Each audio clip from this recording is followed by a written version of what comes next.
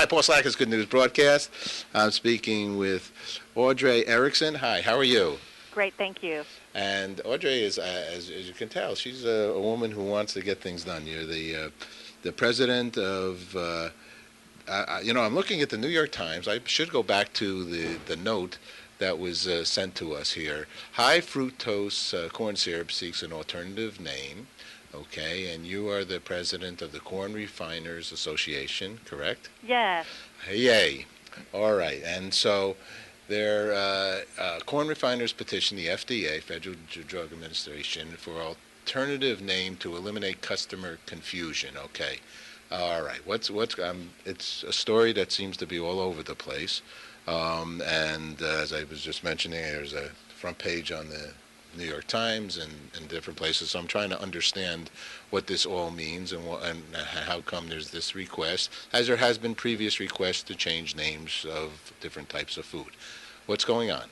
Well, to put it quite simply, consumers have been very confused about the name high fructose corn syrup simply because they believe it to be high in fructose when it isn't. And so yesterday, the Corn Refiners Association, the makers of many ingredients from corn, including high fructose corn syrup, petitioned the Food and Drug Administration to provide for an alternate name, one that consumers better understand and, in fact, conveys that this ingredient is handled the same by the body as table sugar, has the same number of calories, is equally sweet, and has the same basic simple sugars, fructose and glucose. All that, rather complex stuff, but very important today as consumers are looking to better understand the foods that they eat, where they come from, and how to read ingredient labels. Here, this was one that it says here, and the ingredient first called low acidic acid rapeseed oil was changed to canola oil. Yes. So in essence, there's confusion because high fructose. What's the word high mean? And what is fructose? Let's start with what actually there's a corn. I understand a corn plant, and we get corn from it. So then, what happens to is corn stalk? I guess what happens? Yes, actually, what we do is we take the corn kernels and we soak them in water, and that allows the kernel to expand like a sponge, and then we break it apart for its various components. The outside hull, the part that usually gets caught in your teeth when you eat popcorn, that goes into animal feed and provides fiber. Then we take the very bottom part that is kind of the smallest part of the kernel, that becomes corn oil. And the big puffy part, what looks like the top of the kernel, is the starch. And that's used for many ingredients. Starch is used in foods. It's used in pharmaceutical products.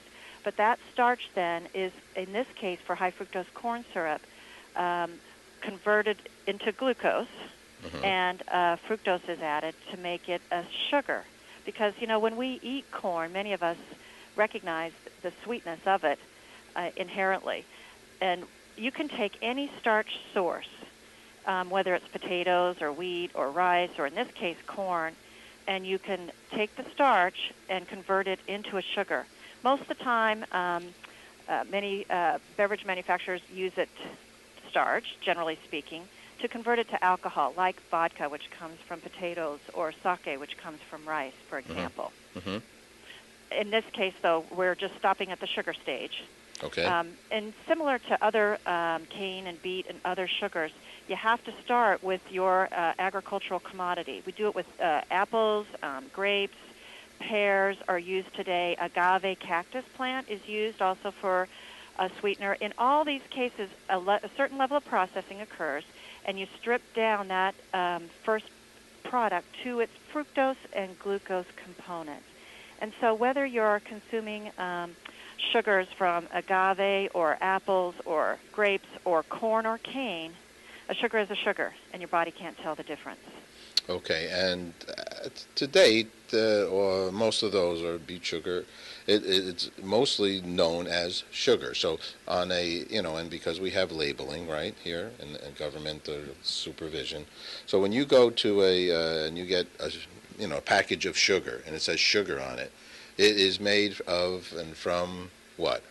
In that case, either cane or beet, and it's refined because you can picture a sugar cane. It's long, stick looking, right. But yet somehow they have to get to white crystals. A beet, it grows underground and it's kind of bulbous, and they have to get to the white crystals of that. And so there's a certain amount of processing that occurs to make that happen, refining, if you will. Right. Which is true of all food-grade sweeteners. They all undergo some level of processing to get to the sugars. And, those two sugars are fructose and glucose. Glucose is an energy source for the brain. We can't survive without it. And we get it from many foods. Fructose is a fruit sugar. We get it also from many foods, and it imparts that sweetness characteristic. Nature provides fructose and glucose in combination. We often get them from fruits and vegetables. But we also get them from added sugars in the diet, like table sugar or, in this case, corn sugar. Did you have to initially get the high fructose corn syrup approved by the FDA? Well, what happened back in its introduction some 40 years ago, the FDA did grant high fructose corn syrup its safety status or safety imprimatur, and in that process, the name high fructose corn syrup was born. Because the ingredient corn syrup, many of us might even have a bottle of it on our pantry shelves, has been in our food supply and used by our families throughout the generation. And that's just basically glucose. Sometimes it's sweetened, some other fructose source is added. But at any rate, so there was corn syrup. High fructose corn syrup got its name because it was higher in fructose than corn syrup. So that's how it got the name high fructose corn syrup. And the important thing is it has a lot of benefits for the foods that it's used in and beverages, things that we take for granted when we walk down grocery store aisles. For example, some of us might have eaten bran cereal this morning. Well, bran by itself tastes kind of like sawdust and has about the same consistency. So we need to add a little moisture to it, and in fact, we need to make it palatable. With high fructose corn syrup, we're using less fructose, less sweetness than table sugar in that particular product, HFCS 42, same calories as sugar. So we're not really after the sweetness, but we're after making it palatable, something that we want to swallow down. Spaghetti sauce is ketchup. It reduces the tartness of the tomatoes and makes that can of spaghetti sauce taste the same every time and allows us to pull that ketchup bottle out of the fridge for 3, 4, 5 weeks, you name it. Product freshness is what that's all about. High fructose corn syrup adds chewiness to chewy breakfast bars.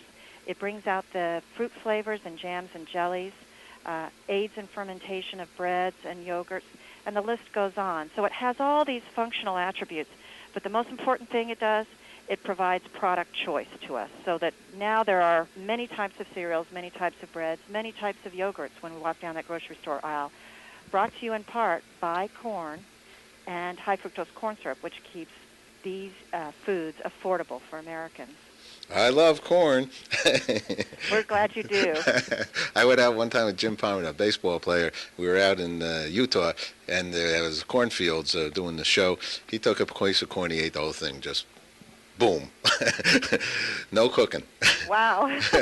Well, he got his fiber for the day, didn't he? Yeah, he sure did. It was really wonderful. And so, all right, well, so, best of luck, and I hear these things do take some time, though, before changes are made, and because it's such a staple in there, it goes back to Native American Indians, right? Corn and so on. It certainly does. You could say our country was founded and celebrated with corn in the process. Wasn't it wampum? What's the wampum? Wasn't it the corn?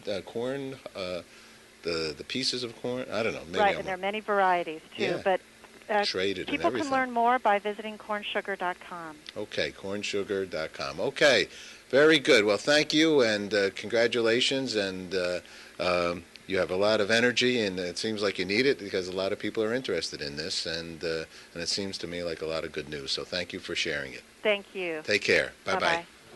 Bye-bye.